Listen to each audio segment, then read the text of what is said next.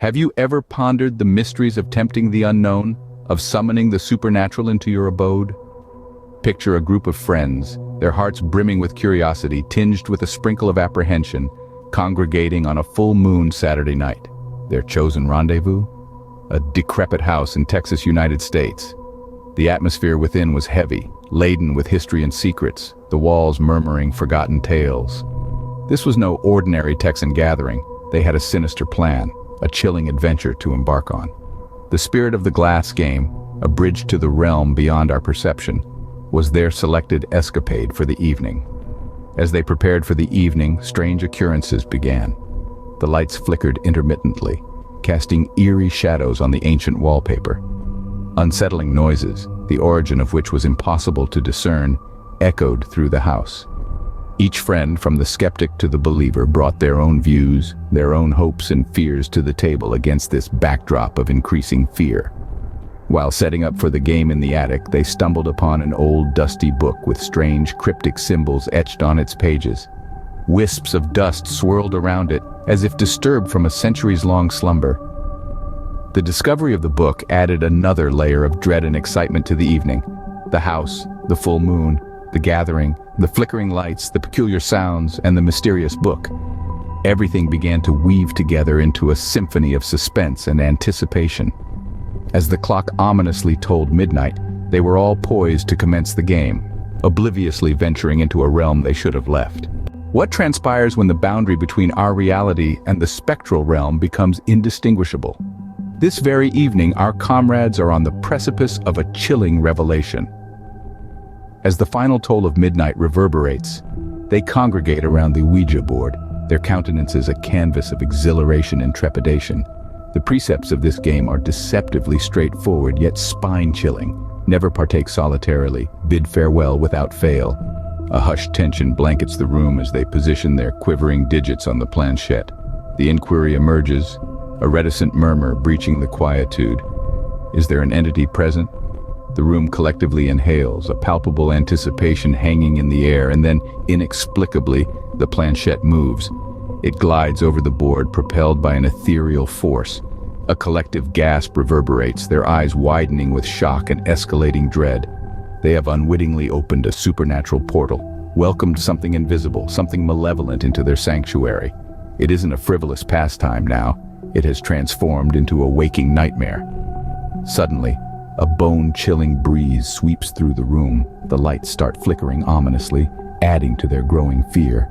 And then, out of nowhere, a spectral voice breaks the eerie silence, amplifying the terror exponentially. The room plunges into frigid darkness, and they realize with a growing horror that they are far from alone. What would you do if you were trapped in your own nightmare, unable to wake up? Imagine the thrill of a game gone wrong, a chilling adventure turned into endless terror. The air around the friends grew thick with dread, as if they were submerged in a sea of fear. The house, once filled with laughter and camaraderie, now echoed with eerie silence, broken only by unexplainable noises that sent shivers down their spines.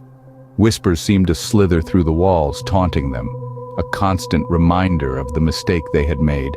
In the dead of night, they would wake up to ghostly apparitions, their hearts pounding like war drums in their chests. Cold sweat trickled down their faces as they watched translucent figures glide across the room.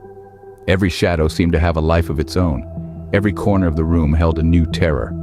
Regret gnawed at them, a bitter reminder of their foolish curiosity. They wished they could turn back time, to laugh off the idea of the game as a silly joke, but the past is a cruel master. It doesn't grant second chances. Desperation set in, a frantic need to rid themselves of the haunting. They sought help, tried every ritual and chant they came across, hoping to dispel the spirits that had turned their lives into a waking nightmare.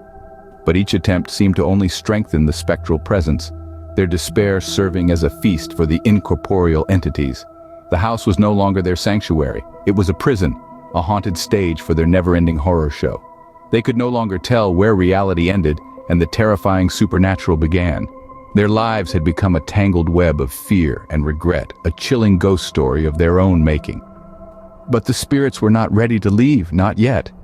Their eerie laughter echoed through the once familiar hallways, a haunting symphony of their impending doom. The game was over, but the nightmare, The nightmare was just beginning. Can you ever escape from a prison of your own making? Our tale now finds the friends trapped in a ceaseless cycle of torment.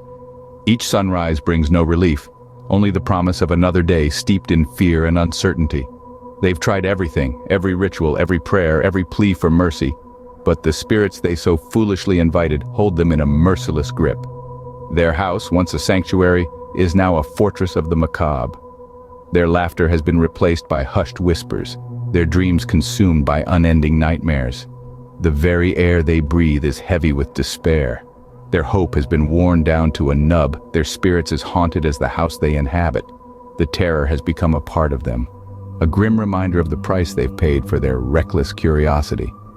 And so they continue to live in their haunted house, their lives forever shadowed by the spirits they invited in. When the mind is haunted, can reality ever be the same again?